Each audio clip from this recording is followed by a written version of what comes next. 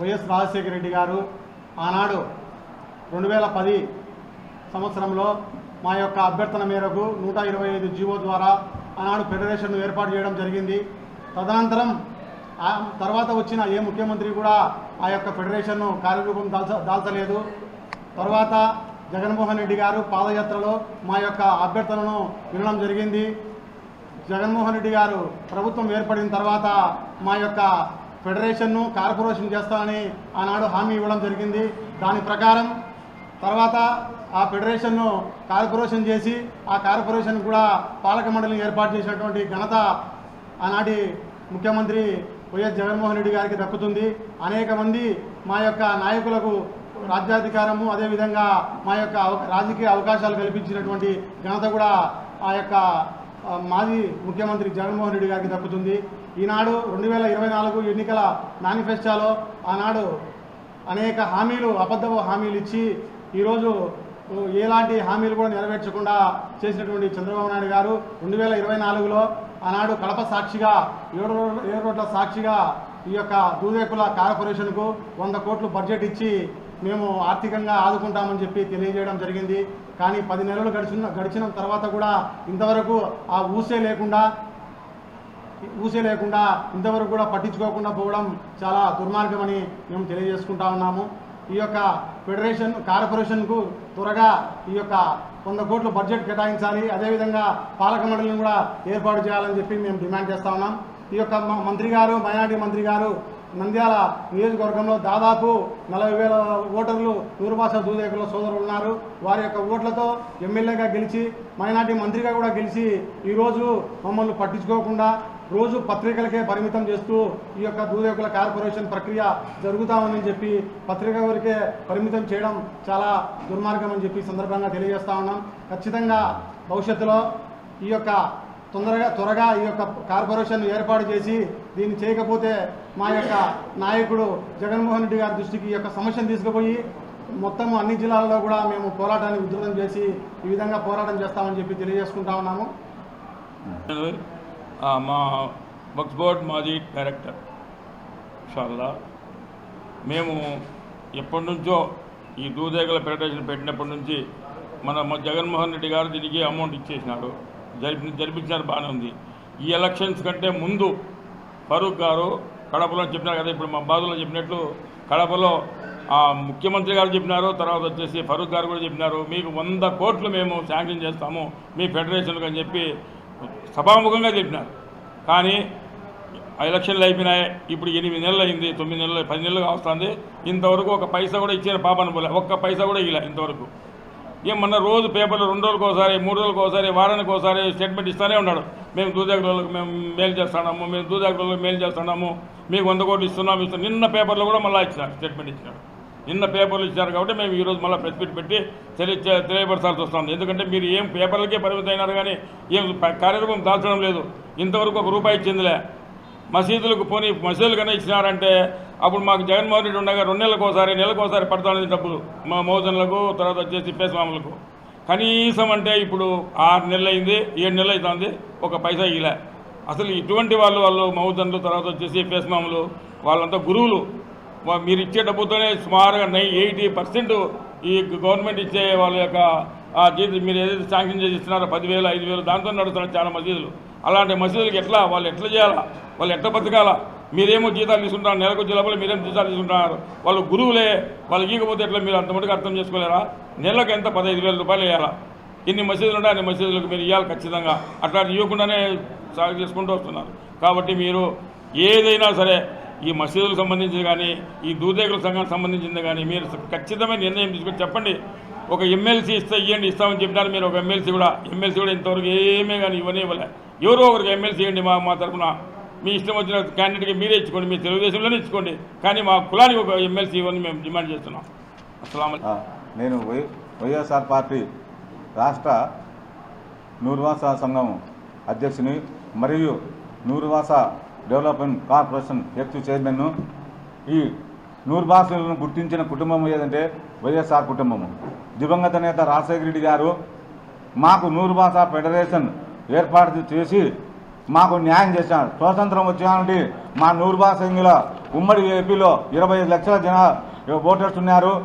Vote మాత్రమే వేయించుకొని అబద్ధాలు మాట్లాడి చేసిన నాయకుడు ఎవరు లేరు. దివంగత నేత రాజశేఖర రెడ్డి గారు మొట్టమొదటిగా నూరువాసీలను గుర్తించిన నాయకుడు ఎవరుంటే ఆయనే. దాని తర్వాత వచ్చిన ముఖ్యమంత్రులు చంద్రబాబు కానీ, కిరణ్ కుమార్ రెడ్డి కానీ, ఇంకా రోసయ్య కానీ ఎలాంటి నిధులు ఇవ్వలేదు.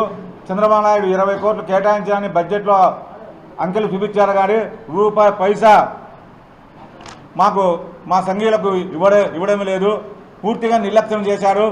దాని తర్వాత మా జగన్మోహన్ రెడ్డి గారు ముఖ్యమంత్రి అయిన వెంటనే నూరువాస కార్పొరేషన్ ఏర్పాటు చేసి మాకు 2 కార్పొరేషన్ చైర్మన్ ఇచ్చాడు. నాకు నూరువాస corporation chairman, tailor corporation chairman, Eluru mayor, OC జెండలైనా అని మేయరు మా బీసీ మహిళ నూర్జహాన్కి ఇచ్చారు. అంతేకాదు 2 మార్కెట్ యార్డ్ చైర్మన్లు ఇచ్చారు, మున్సిపల్ చైర్మన్లు ఇచ్చారు. మాకు ఎంతో గుర్తింపు ఇచ్చిన నాయకుడు కుటుంబం ఏదంటే వైఎస్ఆర్ కుటుంబము. అంతేకాదు మాకు షాదీ ముబారక్ మైనార్టీలకు ₹1,00,000 మాకు 50,000 ఉంటే మేము జగన్మోహన్ రెడ్డి గారి దృష్టి తీసుకున్నాం. ఖచ్చితంగా మేము మైనార్టీలో ఒక భాగం, మేము ఇస్లాంలో ఒక తెగ నూరువాసీలు అంటే ఖచ్చితంగా మీకు న్యాయమైన కోరికే రసూల్ గారు ఖచ్చితంగా మేము చేస్తామని మాకు ఇంతకుముందు 50,000 ఇచ్చిన వాళ్ళకు కూడా మళ్ళీ 50,000 ఇచ్చి ₹1,00,000 ప్రకటించిన నాయకుడు ఎవరంటే జగన్మోహన్ రెడ్డి గారు. 2024లో మన ఇప్పుడు ముఖ్యమంత్రి గారు ఓన్లీ 25 లక్షల నూరువాసీల ఓట్ల కోసము, కడప అసెంబ్లీ ఓట్ల కోసము నూరువాసీలకు 100 కోట్లు కేటాయిస్తానని పచ్చి అబద్ధాలు చెప్పి ఇంతవరకు దాని యొక్క జాడ లేదు. ఇప్పుడున్న మంత్రి ఫరూక్ గారు ప్రతిరోజు ప్రతి నెల నేను నూరువాసీలకు 100 కోట్లు కేటాయిస్తున్నాం, యుద్ధ బడ్జెట్లో వచ్చింది, ఫైనాన్స్లో పోయింది, ప్లానింగ్లో పోయింది, జీఏడీలో పోడిని మాటలు గారిడే చెప్తున్నారు. కానీ మాకు ఈ ముఖ్యమంత్రి సైంధవుడులాగా సన్నాసిలాగా మాకు దాపరించాడు. మాకు ఖచ్చితంగా న్యాయం చేస్తాడని కూడా నమ్మకం లేదు. ఖచ్చితంగా జూన్ 30 లోపల నూరువాసీకి 100 కోట్లు కేటాయించకుంటే విజయవాడలో రాష్ట్ర సంఘం ఆధ్వర్యంలో ఖచ్చితంగా రాజశేఖర రెడ్డి గారి విగ్రహం దగ్గర నిరాదీక్ష కూర్చుంటాం. ఖచ్చితంగా మా హక్కులు వచ్చేటట్టు నిరంతరం పోరాటం చేస్తాం. మా నూరువాసీలకు న్యాయం మీరు చెప్పిన వాగ్దానాలే మేము చేయమని చెప్తున్నాం. 2 ఎమ్మెల్సీలు నూరువాసీలకు ఇస్తామని చెప్పినాడు, అవి నెరవేర్చాలా. 100 కోట్లు గ్రాంట్ నెరవేర్చాలా. మా సంఘీయులందరికీ మైనార్టీ సోదరులు కూడా దేశంలోనే మైనార్టీ సోదరులను గుర్తించిన నాయకుడు, రిజర్వేషన్ పెట్టిన నాయకుడు రాజశేఖర రెడ్డి గారు. ఇప్పుడు వక్ఫ్ బోర్డు కూడా మా నూరువాస సంఘం కూటమి ప్రభుత్వానికి వ్యతిరేకంగా పూర్తి స్థాయిలో ర్యాలీలు, ధర్నాల్లో పూర్తి స్థాయిలో పాల్గొంటాం. ఈరోజు కూడా నిన్న కడప నూరువాస సంఘం తరఫున కడప ఏరోడ్లో పాల్గొన్నాం. ఈరోజు వేంపల్లిలో పాల్గొన్నాం. ఖచ్చితంగా ఆ యొక్క బిల్లు లేకుండా పోయేంత వరకు మేము ఆర్టికల్ 14 సవరణ ద్వారా పూర్తిగా మాకు అన్యాయం జరుగుతుంది. మైనార్టీలకు మా హక్కులకు భంగం కలిగిస్తున్నాడు.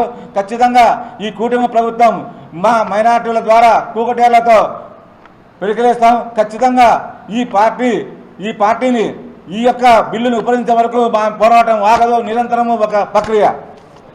గుంటూరులో నారా చంద్రబాబు నాయుడు గారు ప్రతిపక్ష నాయకుడిగా ఉన్నప్పుడు నూరువాస వాళ్ళకి ఎమ్మెల్యే టికెట్ ఇస్తాను అని చెప్పి తర్వాత ఎలక్షన్లప్పుడు నాగూరు మీరా గారికి డీ ఫారం ఇచ్చి నామినేషన్ పోతున్నప్పుడు మధ్యన గుంజుకున్నారు.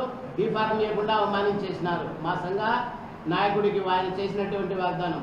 తర్వాత డాక్టర్ బాబన్ సాబు గారు నంద్యాలలో తెలుగుదేశం అయినటువంటి ఇప్పుడు ఫారూక్ మినిస్టర్, మైనార్టీ మినిస్టర్ గారి గెలుపు కోసం చాలా కృషి చేసి ఆయన గెలుపుకు చాలా సహాయం చేసినాడు. అటువంటి యొక్క నాయకుడి కూడా ఆ పార్టీలో గుర్తు లేదు. అందుకే ప్రతి నూరువాస తెలుగుదేశంలో ఉన్నటువంటి నూరువాస నాయకులు వెంటనే మీ పదవిలోకి రాజీనామా చేసి వక్ఫ్ బోర్డుకు వ్యతిరేకంగా మనమందరం పోరాడాల్సి వచ్చింది. చంద్రబాబు నాయుడు గారు సమర్థించినారు. అందుకని ప్రతి నూరువాస సోదరులు ఎవరైతే టీడీపీలో ఉన్నారో అందరూ కూడా కలిసికట్టుగా రాజీనామా చేయండి. జగన్మోహన్ రెడ్డి గారికి రండి. ఎమ్మెల్యే టికెట్లు మేము జగన్ మాజీ ముఖ్యమంత్రి గారితో కొట్లాడైనా కానీ 2 ఎమ్మెల్యే టికెట్లు మేము వాళ్ళతో ఇప్పించుకోవడానికి మాకు అవకాశం ఇస్తాడు ఆయన. అందుకని ప్రతి నూరువాస సోదరుడు ఆ పార్టీ నుంచి రాజీనామా చేయండి, ఆ పార్టీలో ఉండకండి. ఏ మాత్రం విలువలు ఉన్నా విశ్వాసానికి సంబంధించినటువంటి తెలుగుదేశంలో ఉండకండి, అవమానం పాలు కావాకండి. ఇక నుంచైనా మేలుకొని ఈ యొక్క ఓటుకు సమర్థించినట్టు పార్టీని వ్యతిరేకించండి. మనమందరం కలిసి రాబోయే దినాల్లో జగన్మోహన్ రెడ్డి గారి నాయకత్వంలో పని చేసి మన వారికి పదవులు తీసుకోవాల్సినటువంటి అవసరం ఎంతైనా ఉంది. మన వాళ్ళలో నాయకులు లేనందుకు మనం వెనుకబడిపోయినాము. నాయకులను మనం తయారు చేసుకోవాలి. అందుకని నాయకులను తయారు చేసే పార్టీ ఏదన్నా ఉంది అంటే వైఎస్ఆర్ జగన్మోహన్ రెడ్డి గారి పార్టీ. అందుకని అందరికీ నేను విన్నపం చేస్తున్నాను, ఏ మాత్రం కూడా ఆలస్యం చేయకుండా నూర్భాష సహోదరులు అందరూ తెలుగుదేశానికి రాజీనామా చేయండి. ఆయనకు వ్యతిరేకంగా ర్యాలీలు నిరసన ప్రకటించండి.